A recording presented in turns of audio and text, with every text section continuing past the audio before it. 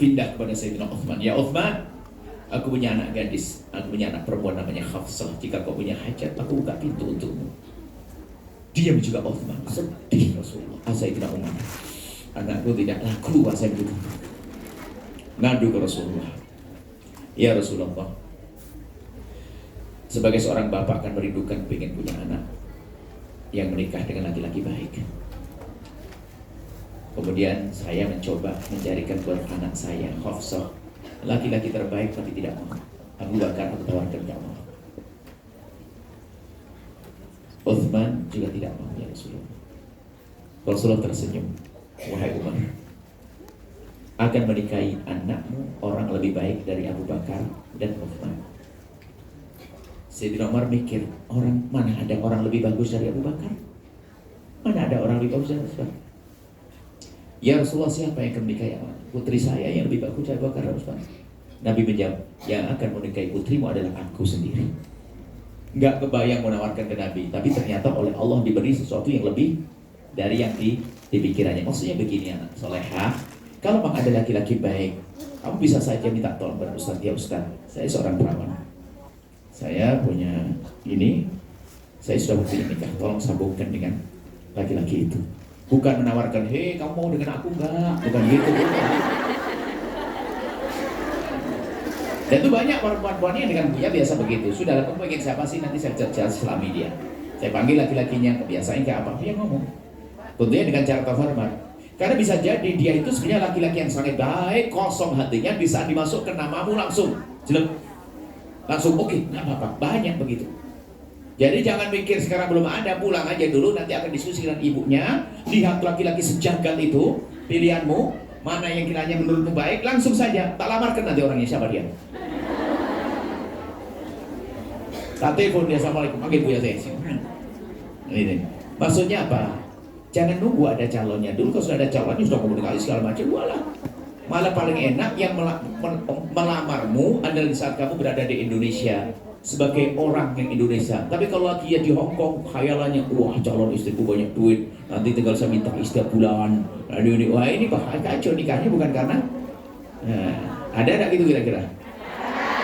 Ya salahmu sendiri. Ya.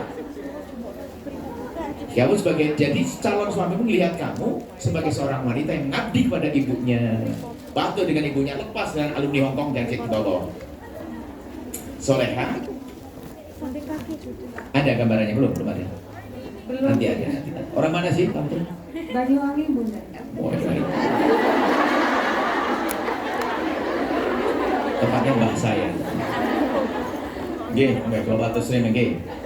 Kalau saya ngelamar nggih. Itulah, nah, jadi pulang ikuti Bunda. Setelah itu lihat laki-laki yang baik siapa kira-kira. Kalau jangan kamu kenalan, disambung-sambungkan oleh Ustaz. Saya punya Ustaz sana, tak cari. Amin, terima kasih Bu ya. Oh Bu ya, maaf ini ada ibu mau bertanya. Ibumu langsung? Bukan, ibu. Monggo Ibu. Assalamualaikum warahmatullahi wabarakatuh. Salam. Saya dari Blitar, nama saya Risma Seno. Blitar. Dari Kelurahan Panggung, Kecamatan Kabupaten Kidul. Pulau Blitar. Iya, saya Blitar juga. Sama. Kelurahan Panggung, Pak. Oke. Kalau mau tanya, kan saya di Hong Kong sudah 28 tahun. Sudah 28 tahun di Hong Kong. Sudah 28 tahun di Hong Kong. Coba silakan pertanyaannya. Iya, saya kan di sini 6 tahun itu majikan tahu kan. Suami di mana Ibu? Sudah. Sudah janda dulu, janda. Janda. Anak di mana Ibu? Anak? Anak 2, yang satu di sini, yang satunya di Indonesia. Yang satu di rumah. Iya. Sudah kerja? Sudah semua. Yang kerja apa sekarang? Yang di rumah di kelurahan. Di kelurahan, yang satunya di sini juga. Sini kerja ikut Ibu? Enggak, kan kerja di majikan lain. Kerja di majikan yang lain. Iya. Baik. Terus saya mau tanya, saya kan di sini 6 tahun itu majikan tahu saya agama Islam nggak boleh makan babi gitu. Gimana? Nggak boleh makan babi gitu, dia majikan tahu. Nggak makan babi. Tapi setelah itu majikan ganti majikan itu makan apa? Babi. Saya ya makan sedikit lah. Mau berapa dari biaya bagaimana kan tidak bisa makanya saya ya lagi nggak Ibu yang solehah, insya Allah anaknya di rumah segera mapan,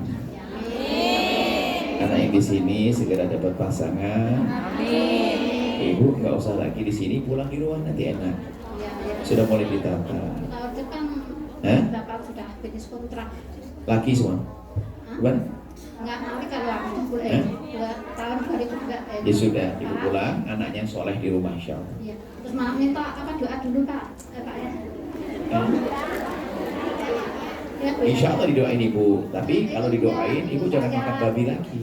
Ya, cucu saya tanggal 15 itu ke Jakarta itu lomba baca Al-Quran. Siapa itu? Cucu saya. Insya Allah, cucunya soleh insya Allah baik. Iya. Ya. Baik insya Allah. Lomba yang udah Pak Menteri. Ya, baik. Pak Menteri, iya. Ya, baik. Jadi gini. Sekali nanti tanggal 15, 16, 17 itu ke Jakarta diundang oleh Pak Menteri. Baik, cukup ibu pertanyaan. Iya, baik. Minta doa dari Amin. Mbak Yaya Ya. supaya putrinya saya itu Iya, insya Allah ibu cepat kembali, ketemu anaknya soleh, anak yang di sini cepat dinikahkan ya. ya Kemudian juga bisa lah baik. Adapun urusan babi untuk yang lainnya semuanya sudah cukup ibu, sudah kita jawabnya. Silakan duduk dulu. Iya, makasih sama-sama. Jadi, ya, coba. Jadi urusan babi, tolong ya, babi itu sepakat haram. Kan bisa saja pakai mie rebus atau apa saja ya. Tolonglah jangan, pastikan kalian tidak mencoba-coba urusan babi. Kalau ternyata majikan memakan babi, urusan dia, babi tidak haram kok bagi dia. Tapi kita sebagai seorang muslim, kadang keharaman itu kalau masuk ke mulut kita menjadi kita lemah ibadah, takut propos iman. Tapi ibu ini adalah kalau saya makan bukan karena action. Yang naudzubillah sekarang ada anak-anak yang bukan kalian. Kalau kalian sudah ikut pengajian, yang tidak ikut pengajian sebagai mereka itu action. Jadi makan bagi itu kayak sok-sokan. Naudzubillah. Kalau nantimu batalkan dia. Kalau calon mertuamu batal ya. Orang yang sok-sokan dengan maksiat itu agak bisa dimenai. Kalau orang melakukan dosa, nyesel saya salah, selesai kisahnya. Tapi kalau sudah sebuah kesalahan, action, sok, aku biasa kok makan nih, makan babi, makan ini. Loh, kalau kita mengatakan babi haram bukan menghinakan orang yang makan babi, tidak orang Nasrani yang makan babi, enggak. Memang Islam ada rambu-rambunya. Tolong ya urusan makanan hati-hati. Jangan coba-coba, sedikit pun jangan coba-coba. Masya Allah. Haram itu menjadikan keras hati. Kalau keras hati menjadikan kebaikan susah datang pada kita insya Allah. Adapun anak-anak ibu dan cucunya insya Allah didoakan baik semuanya. Salam-salam. Baik, terima kasih. Satu pertanyaan terakhir dari samping sebelah kanan tadi yang sudah ngacung tadi, kan? Yang sudah dipilih? Enggak, ini. Oh ini ya, baik, silakan. Dikasih mic-nya, yang tadi. Ya, nggak kepilih. Hah? Ini sebelah sana. Iya, sebelah sana. Bener ngadep nih kalau sih dipilih. Assalamualaikum warahmatullahi wabarakatuh. Waalaikumsalam. Saya Erna Etikawati dari Tulungagung. Ya, saya mau bertanya tentang harta waris. Nah, itu harta waris. Mau wakili. Nenek saya sudah meninggal 3 tahun yang lalu dan mempunyai 3 anak. Keempat anaknya sudah meninggal semua. Dan ibu saya anak yang pertama Masih hidup. ibu saya baru 7 hari meninggal. Dan anaknya nenek 4. Iya. Meninggalnya anaknya nenek duluan mana dengan nenek? Duluan nenek. Yang ketiga duluan anaknya. Yang ketiga meninggal dulu, oke. Karena meninggal dulu nggak usah dibahas. Oh, yang Sekarang terakhir ibu saya. setelah nenek ya kan. Baik. Ya. Terus nenek saya 1000 hari, dan ibu saya meninggal. Allah yarhamullah, ampuni angkat derajat beliau. Nah, pertanyaan saya, nenek saya meninggalkan harta, dan harta nenek saya itu dikatakan sertifikatnya itu saya yang diamanahkan. Pertanyaan saya itu, harta peninggalan nenek saya itu apakah harus dibagi berempat atau bagaimana? Berempat enggak. Ya, baik, saya tidak dulu. Terima kasih. Assalamualaikum warahmatullahi wabarakatuh. Assalamualaikum warahmatullahi wabarakatuh. Jadi gini, orang yang meninggal dulu tidak mendapatkan warisan, tapi malah diwaris. Semoga panjang umur semua. Contoh, ibunda saya sudah wafat. Saya mewarisi harta beliau. Kalau seandainya saya meninggal duluan, ibu saya mendapatkan warisan harta saya. Begitu dong, karena saya meninggal dunia. Kan dalam urusan waris kan ayah mendapatkan bagian, ibu mendapatkan bagian. Jadi nenek itu mendapatkan warisan dari anaknya yang 3 yang telah meninggal itu. 3 anaknya meninggal dunia, ninggalin apa? Kalau meninggalin sesuatu, nenek itu berarti kan ibu, seorang ibu. Ibu mendapatkan bagian warisan. Dilihat nanti kalau punya anak laki-laki atau tidak. Jadi yang meninggal diwarisi bukan warisi. Maka di saat nenek meninggal dunia, yang meninggal gak ada pedong karena mati duluan. Yang tersisa tinggal ibundamu. Nah, tinggal kita perlu lihat, ibundamu jelas waris yang pasti karena adalah anak kandung dari ibundamu. Cuman apakah ibunda masih punya saudara? Kemudian anak yang meninggal duluan laki atau perempuan? Punya anak? Belum nikah semuanya? Belum nikah, sudah punya anak, masih ada anaknya. Cuman kemudian nenek punya saudara? Masih hidup? Duluan mana dengan nenek? Jadi nanti itu masuk juga itu nanti karena itu saudara nenek. Jadi yang mewarisi nanti adalah karena nenek punya saudara, berarti saudara nenek dapat bagian. Enggak, kan meninggalnya saudaranya nenek kan setelah nenek yang 2 itu. Yang 2 itulah yang mendapatkan warisan dari nenek. Laki atau perempuan duanya? Enggak. Yang saudaranya nenek, yang meninggalnya setelah nenek, 1 toh, nggak ada lagi, bukan 2 katanya tadi. Oh, baik. Jadi berarti yang mewarisi adalah saudarinya nenek ada, kemudian anak perempuannya ibunda Anda juga mendapatkannya. Nenek nggak punya suami kan? Nah, begini ini perlu dilacak. Jangan sampai yang seharusnya mendapatkan warisan lalu tidak diberi waris. Memang anaknya nenek teramat dekat karena anak. Cuman berarti saudaranya nenek itu saudara, nggak boleh ditinggalkan. Jadi saudaranya nenek juga mendapatkan yang masih hidup itu. Kemudian daripada saudara-saudaranya nenek, karena permasalahan nenek tidak punya anak laki-laki yang hidup setelah nenek. Kalau seandainya nenek punya saudara laki-laki yang hidup setelah nenek, nanti diambil oleh ibu Anda sama anak saudara laki-lakinya sudah beres. Cuman karena nenek tidak punya anak laki-laki, berarti itu nanti banyak yang boleh menerima, termasuk nanti saudaranya nenek. Nah, saudaranya nenek, kalau sudah nggak ada yang lagi, anak saudaranya nenek. Jadi tolong hati-hati, jangan langsung diambil oleh Anda. Harta waris adalah harta yang penuh berkah kalau diambil dengan cara yang benar, tapi ternyata itu menjadikan permusuhan kalau diambil dengan cara yang tidak baik. Hati-hati, jangan sampai ada di antara kita mengambil sedikit pun dari milik saudaranya. Dan ini wasiat untuk semuanya, pesan untuk semuanya. Kalau ada pembagian waris, tolong Anda yang paling lembut hati, jangan mengangkat suara. Sebab kalau urusan waris yang gede syaitonnya, iblisnya. Sehingga yang rebutan waris bukan orang kaya saja, orang melarat, rebutan tikar robek sama meja patah kaki. Yang penting masuk neraka. Rebutan waris bukan saja orang bodoh, orang alim pun rebutan waris. Kiai meninggal dunia, punya anak 2 ustadz muda, rebutan kantin pondok.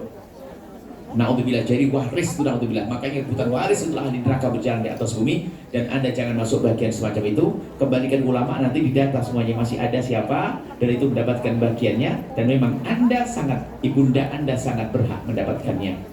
Akan tapi Anda punya saudara berapa? Apalagi ada saudara, jadi peninggalan ibundanya dibagi dengan saudaranya juga. Jadi tonton nanti kalau memang benar-benar realnya seperti apa yang masih ada. Jadi yang jelas saudaranya nenek mendapatkannya, anak saudara nenek karena sudah tak pada ada mendapatkannya, saudara Anda mendapatkannya, saudara Anda mendapatkan dari ibu Anda, karena ibu Anda mendapatkan dari nenek Anda. Seperti itu ya. Tolong ditulis yang rapi supaya tidak ada yang kalah. Intinya nasihatnya satu, jangan gampang mengambil harta waris kecuali dengan cara yang benar sesuai dengan syariat.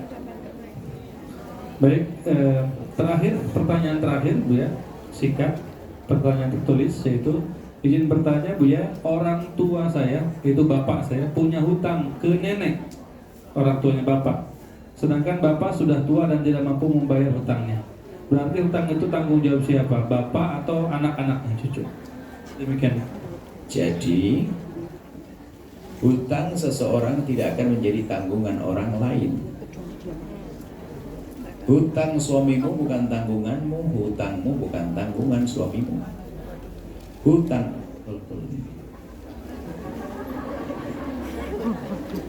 pelit banget ya. Hutang suaminya dibantu lah, suami yang hutang nggak dibantu. Kewaluan tuh. Ini belum ngaji banyak ini.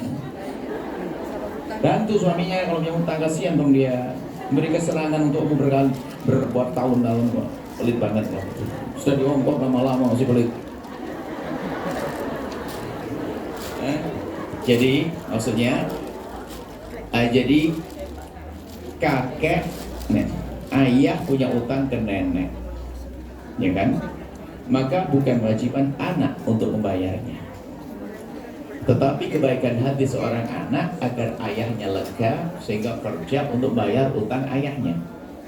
Sampai hari ini pun Anda tidak punya kewajiban membayar utang ibumu. Cuman hidupmu kan ingin bahagia, sehingga sampai pergi ke sini ingin bayar utang ibu. Jadi secara kewajiban tidak ada kewajiban bayar utangnya orang lain. Cuma nanti kalau subhanallah ayahmu yang bertanya, kok ayahmu meninggal dunia? Ingat, kalau ayahmu meninggal dunia, kamu tidak boleh mewarisi hartanya kecuali diambil untuk bayar utang dulu. Di situ baru. Anak jahat tiba-tiba langsung ambil anak, cepat dibagi sebelum ditagih utang. Nah, kurang ajar.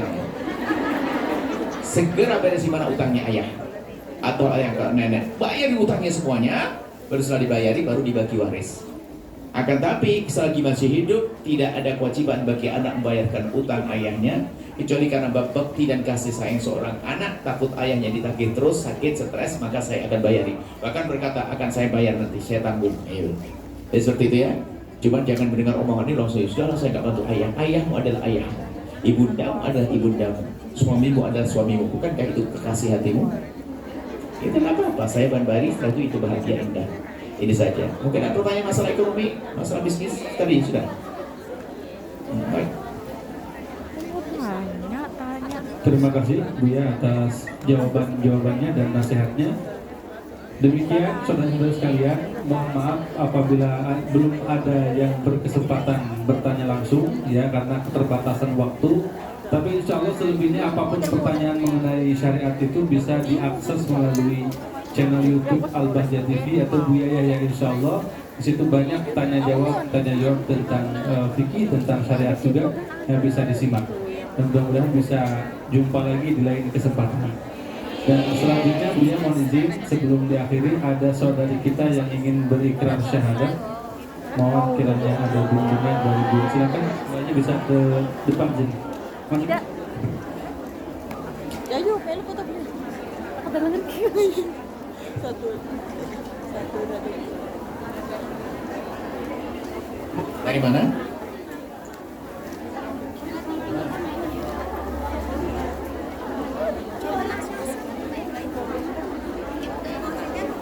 Emang itu Oh, Masya Allah. Dari mana? Islam, Pak.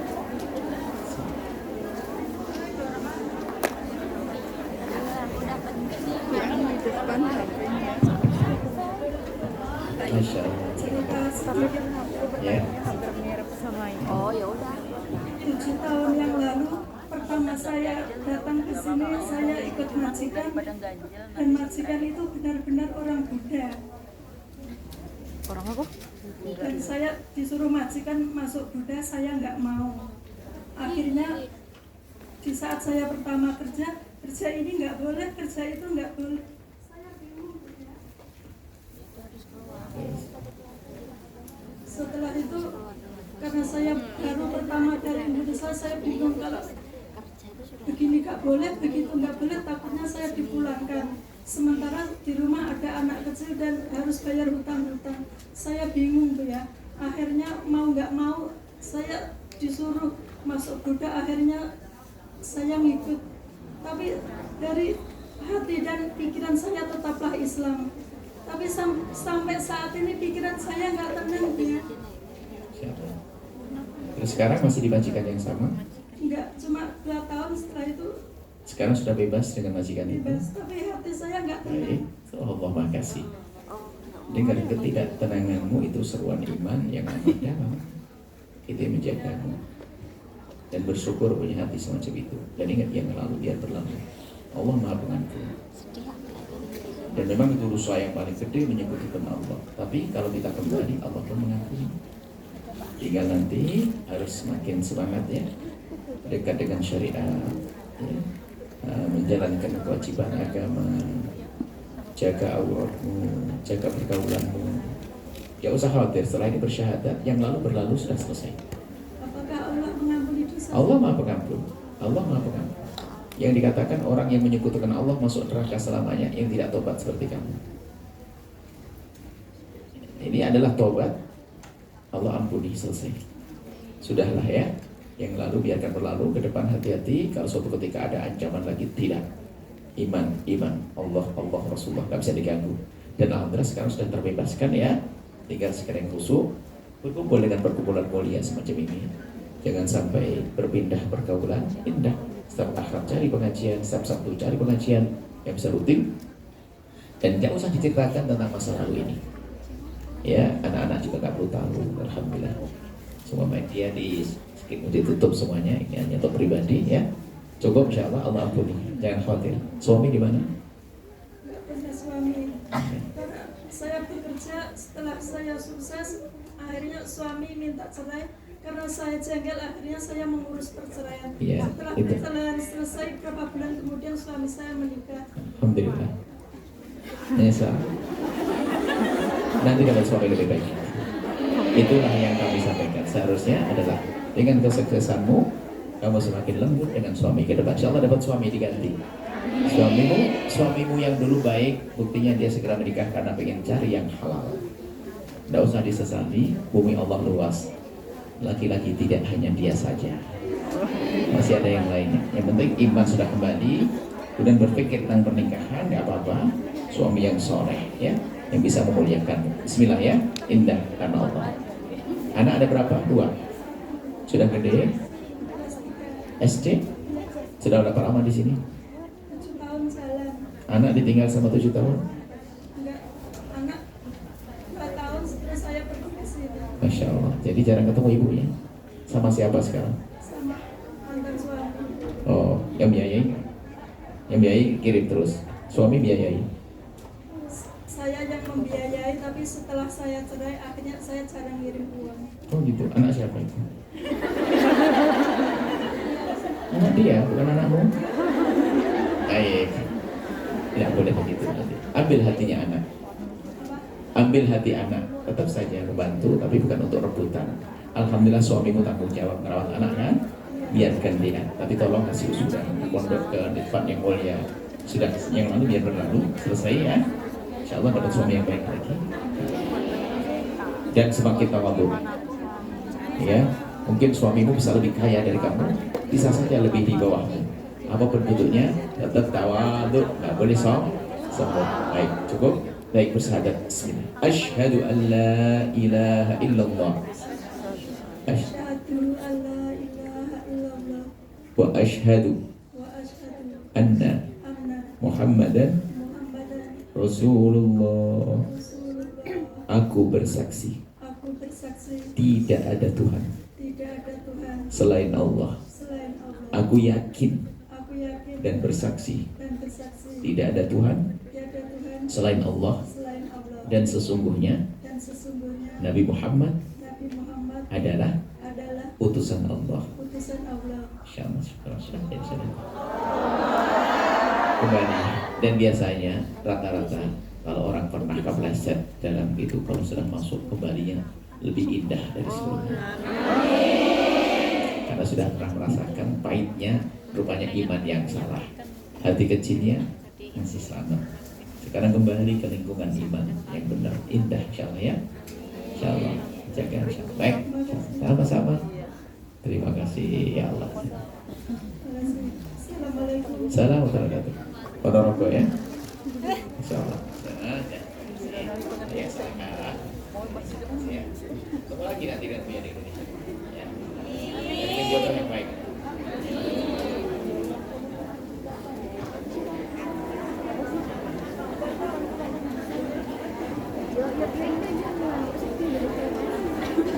Ini ada permintaan dari panitia. Majelis Buya di Indonesia itu dia tidak pernah ada kota amal berjalan. Karena yang ingin berbuat baik harus berkorban dong, mendatangi kota amal. Cuman katanya kalau di Hongkong sudah biasa semacam itu, dia minta izin. Kalau minta izin sudah. Oh, mungkin hanya di sini saja, tidak diizinkan ke tempat lain.